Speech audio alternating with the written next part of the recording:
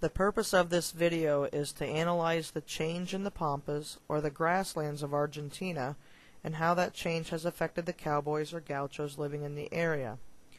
I am using the cultural ecology perspective because this topic analyzes the relationship between the gaucho and the environment.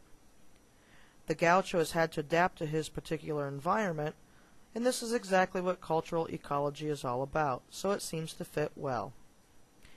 In my research, I have found that the Pampas region has been overgrazed by cattle and sheep. It has been overgrazed so much that some areas of this region are turning into a desert. To combat this, ranchers have moved from open-range ranching to using U.S.-style feedlots. Because the animals are penned in, it requires less ranch labor. As a result, gauchos have been forced from the ranches to find jobs in the cities or have had to adapt their culture. Like his cousin, the rugged American cowboy of the West, the gaucho of Argentina is a national icon. The romantic image of him galloping on horseback and throwing a weighted bola to entangle the legs of rheas, cattle, or sheep on the grassy pampas is celebrated in Argentine music and literature. The Pampas of Argentina created the perfect home for the gaucho. The vast amount of unoccupied pampas was excellent for open-range ranching, as it provided an ample food source for the large roaming herds. While ranching on the Pampas has played an important role in the economic and cultural development of the country, overgrazing has changed the region into a desert. This change in the environment has forced area ranchers to adapt new ranching methods. While this may be beneficial to the local ranch owners, it has been detrimental to the gaucho's lifestyle, as they too are forced to adapt to the new environment or leave to find work in the nearest city. Mostly located between 30 degrees and 40 degrees south in South America, the grasslands occupy 250,000 square miles, or an area roughly the size of Alaska.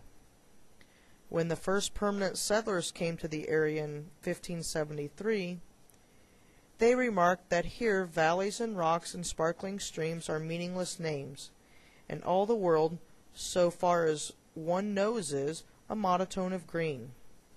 As they found clover, pampas grass, and tall thistles filling the area. When rain was more abundant in the spring, it was possible for plants to grow 10 to 12 feet in height. The Pampas became populated with estancias, or large ranches, in the early 19th century when officers in the Argentine army or members of the aristocracy were granted tracts of land for their services to the crown. This allowed a minority to control most of the land. For example, between 1822 and 1830, just 538 individuals controlled and owned nearly 19,274,000 acres of land. With such large areas of land available, that the next logical step was to capture the thousands of wild horses and cattle that roamed the Pampas. These animals had been reproducing since Spanish conquistador Pedro de Mendoza's expedition in 1536. Sheep were later introduced by European settlers in the 1820s.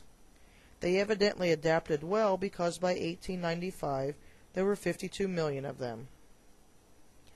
These animals are often grazed year-round in herds that are too large for the rancher's land. A flock of sheep can eat great expanses of grass in a relatively short period. For example, a typical sheep spends between 7 to 8 hours a day eating and consuming between 4 and 4.5 pounds of vegetation per day. In addition to the vegetation loss, overgrazing can also pollute waterways with animal waste runoff and dirt from soil erosion. With so many animals depending upon the grasses of the Pampas, it should not be surprising that they exhausted the land in areas. Ranchers also saw the value in growing crops such as wheat, alfalfa, soybeans, and corn on the Pampas as prices have skyrocketed more than 300% in recent years. With much less land available for ranching, American-style feedlots have become more popular. For example, to grass-feed 7,000 cattle would require 13,000 acres, but with feedlots, it only takes up 12 acres. The animals are fed high-protein diets of wheat, corn, and soybeans to fatten them up within a 3-month period, a much shorter time than had the animals been feeding on grass. While ranchers have benefited from this adaptation, gauchos have had a much more difficult time. Because the feedlots require less human labor, ranchers have had to cut back on the amount of ranch hands they have. These gauchos have had to leave the Pampas to find work in the city. For those that do choose to remain, they may be the last of their breed, as they too are forced to change. Gauchos are now seen driving pickup trucks instead of herding cattle.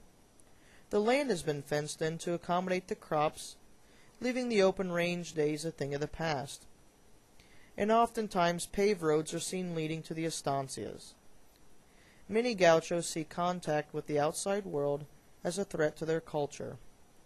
One commented that, "All this must change when the outsiders come with all their modern ways. It will be adios gaucho." But just how soon this will occur will have to be seen. But until then, the romantic image of the gaucho on the Pampas lives on.